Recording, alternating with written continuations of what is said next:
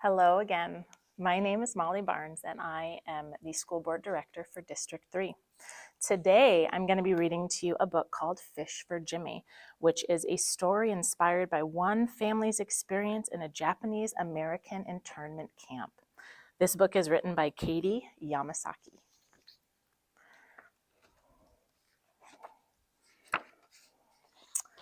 When Taro and Jimmy went to the ocean, Taro would tell Jimmy about the fish.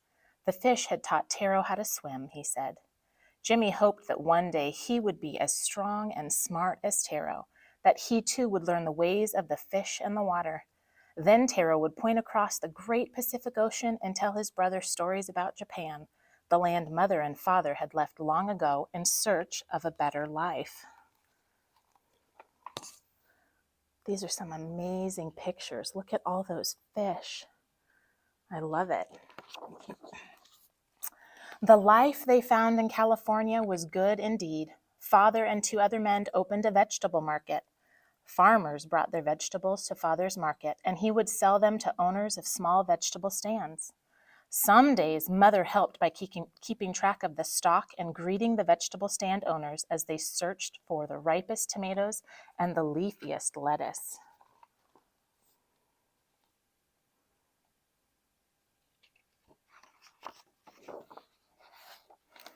But one night early in December 1941, Mother and Father frowned deeply at what they heard on the radio. Japan had bombed Pearl Harbor in Hawaii. Taro and Jimmy wondered why their parents were so worried.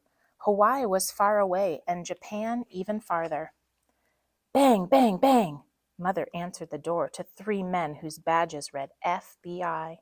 The men told Father that because he was Japanese, he posed a threat to America. Father tried to explain that he loved living in America. He had a home and a vegetable market and a family here, but the men said he had to go with them.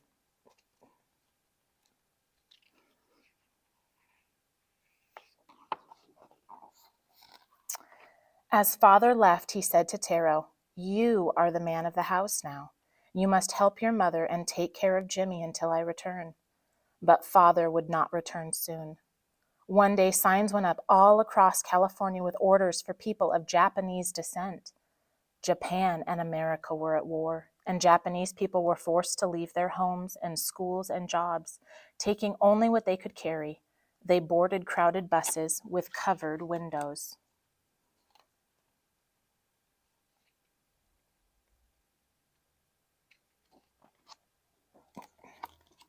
The buses carried Mother, Jimmy, Taro, and others to a desolate land where they were forced to live in tiny barracks surrounded by guarded fences.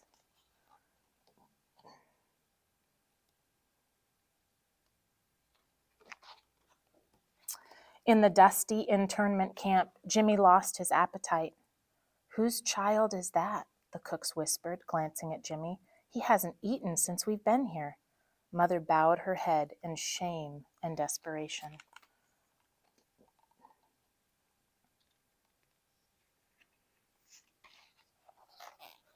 Meal after meal, day after day, Mother tried to get Jimmy to eat. "It's delicious today, Jimmy. I promise. Now open wide." Then Taro tried. Jimmy refused Taro too.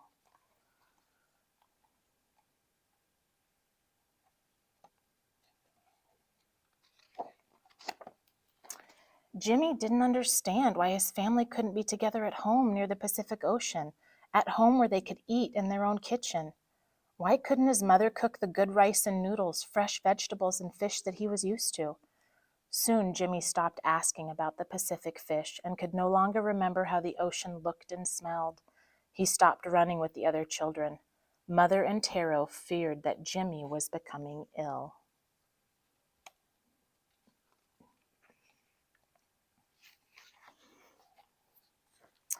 Taro could not sleep.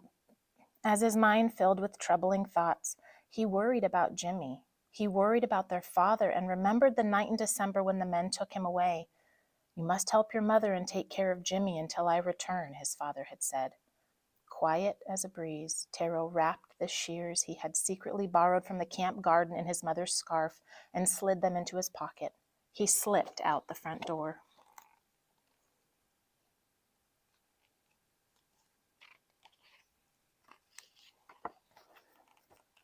Taro crept from shadow to shadow until he arrived at the fence. He glanced at the guards in the distance. Impossible as it was, he feared they could hear his heart pounding in his chest.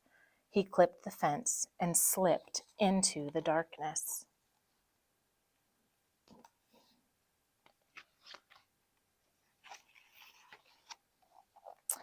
Taro ran fast and far until, breathing heavily, he arrived at a mountain.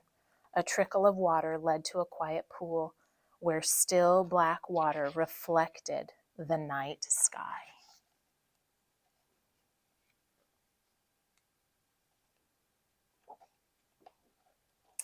Standing in the pool, Taro felt fish bump against his legs.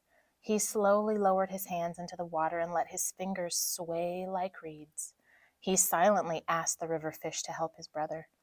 A fish swam to the swaying fingers, and Taro caught it. He caught another and another until he had 7 fish for Jimmy. Looks like there's a bunch of little Jimmies on top of the fish if you look closely at the pictures. Such beautiful pictures. With the fish wrapped in his mother's scarf, Taro retraced his steps. He felt the fresh air of freedom. The cool mountain air was so different from what he breathed in the barracks. Back at camp, he slipped through the hole in the fence and once again crept from shadow to shadow back to his prison home.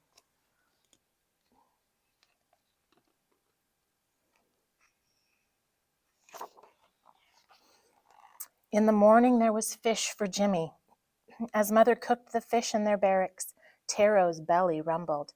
He realized how much he too had missed the fresh food at home. "Are these Pacific fish?" Jimmy asked. "Did they come from far away like us?"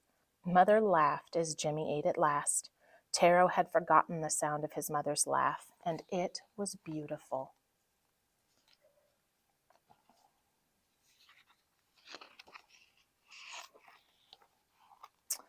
With bellies full, Taro and Jimmy went outside to draw pictures in the dusty earth, and when other children came by, Jimmy went off to play with them.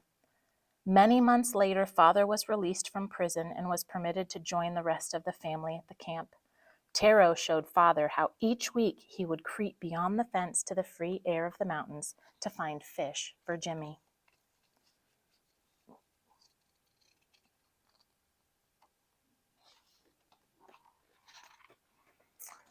And here's a message at the end of the story. Dear reader, this story is based on a true story from my own family's history in the Japanese internment camps. In the real story, my grandfather's cousin snuck out of the camp to find fish for his very young son. In the book, what happened to Taro and Jimmy's father is based on what happened to my great-grandfather, Anko Hiroshiki. On December 7, 1941, the Japanese bombed Pearl Harbor in Hawaii. Many American soldiers were killed, and the next day the United States declared war on Japan.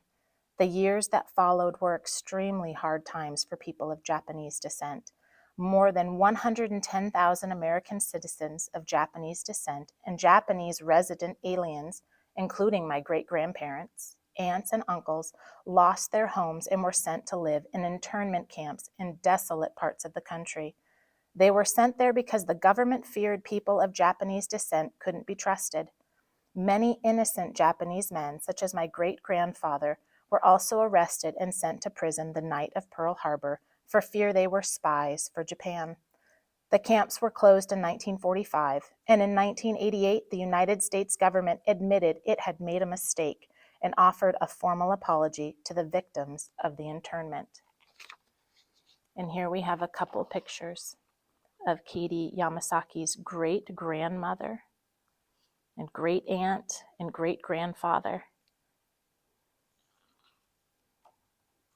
And here's another one from the Granada Relocation Center in Colorado. Thank you so much for joining me today as I read this story to you about a small piece of American history that had a profound impact on many lives.